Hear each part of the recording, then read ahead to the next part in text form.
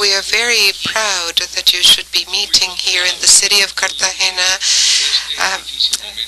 looking for lights to shed on the very difficult moment the economy is going through. Somehow I feel as though I were taking an examination, a test, because a few years ago when Professor Yunus came, and I do want to remind you of the Albalaris organization and Alice Echevarria, who actually did so much so that Professor Yunus would come to visit us here in Colombia. So during that meeting, we listened to him with a great deal of interest, and we set a job for ourselves in terms of microcredit. And so today, I feel that I must be accountable for what we offered, and I want to talk to you about how well we did in this test and how well we did in terms of what we committed to do it. I will try not to be subjective, to tell you, Professor Yunis, and to tell you all where we're doing okay and where we're not, so that you will all help us shed light on this path that we need to walk on. I think that Colombia has given a great deal of importance to microcredit. I am sure there's an enormous national awareness on the topic, and I know that this has been a topic which has become a cross-topic across the country in terms of the Colombian domestic problems. From the point of view of the Colombian government, and keeping in mind the word trust, and looking for security through democratic values, and when we are talking about promoting investment and social work, microcredit is a cross-section which needs to be present everywhere in the anti-cyclical policy. In order to face this difficult economic situation, microcredit is an essential tool in the network that we have called Together, which brings together the poor sectors of the Colombian scenario as recipients of all the social tools that we're using. Microcredit, no doubt, is the essential element. In a country which has a great deal of vocation to create enterprises rather than to simply just work for them, is a very fertile seed such that microcredit will make progress in this country. The entrepreneurial mind of people here in Colombia. When we talked about microcredit for the poor with Professor Yunus a few years ago, we were talking about the difficulties of our topography in Colombia. The geographic setting in Colombia is very difficult. We have regional diversities which make it hard to have only one bank. In order to use this one bank to just channel all the resources, we were looking at all the branches of the agrarian bank, and they were not enough to achieve this purpose. And we were working on this, but we still had not set up the coffee bank, which only had 300 branches at the time. But our project with Coffee Bank had not yet been carried out. Now the branches have increased. We're all cooperating in this. The private banking, the mayor's offices, the governors of the different departments, special programs for women, and here we have our counselor for special programs for women.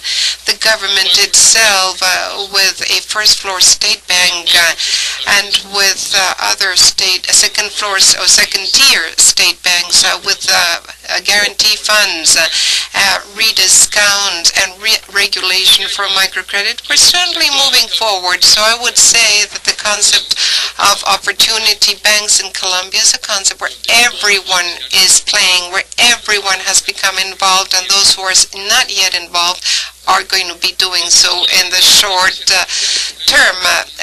The minister, Guillermo Plata, has been talking about how there has been lack of institutional presence in many of our territories.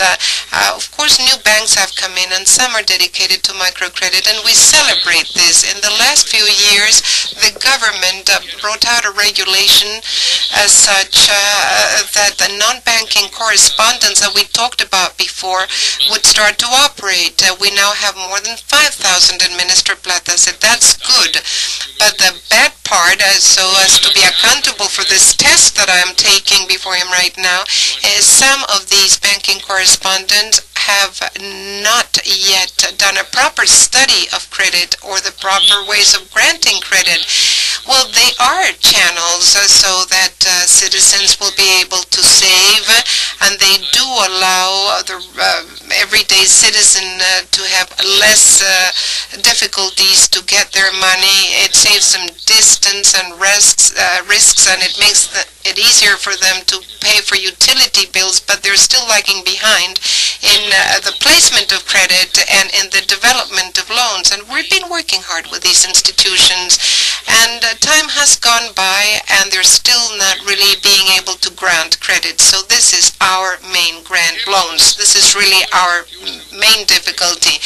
Our tax incentives have improved. In Colombia, we had a very serious problem with pyramids last year, and we need to include this in the study of microcredit. What has taken place in addition to having terrorism and drug trafficking and having these pyramid builders, what is it that we have not done? Well, we need more dynamic and more energy put into microcredit so as to get away from these phenomena of pyramids. Because of an emergency decree that we drew up, we were able to give very important financial incentives to be able to be present in the different regions through microcredit. Through 2009 up to now, the purchases of the financial sector in order to improve equipment, for instance, computers and things like that, and so that they can be present in regions in Colombia where they're not present right now, those acquisitions or those procurements will not pay taxes.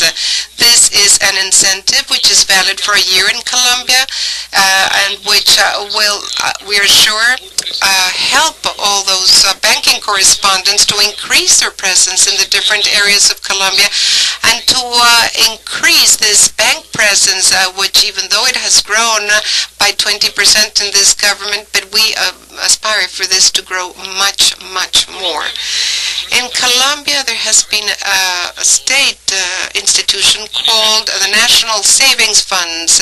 It manages severance payments, and this is some money which is paid out by the entrepreneurs. Among severance pays or benefits, they need to pay an additional salary to employees and workers that work for them, and they are supposed to save this, and this is what we call a severance pay addition.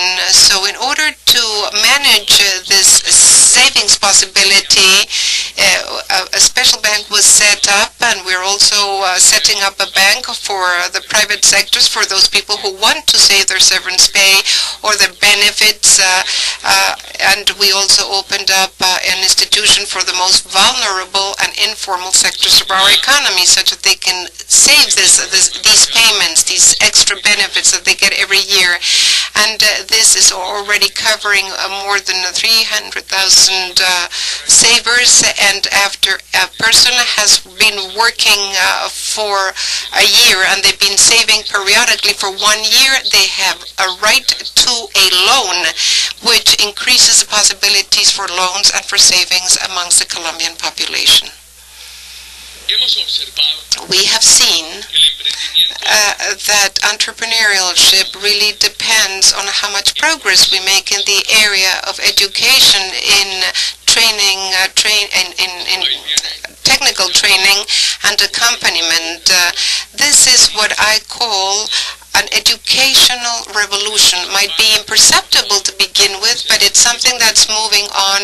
We went from 78% coverage in education to 100%, and in secondary education from 58 to 92%. We still have a lag in kindergartens, but we are still making a great deal of progress.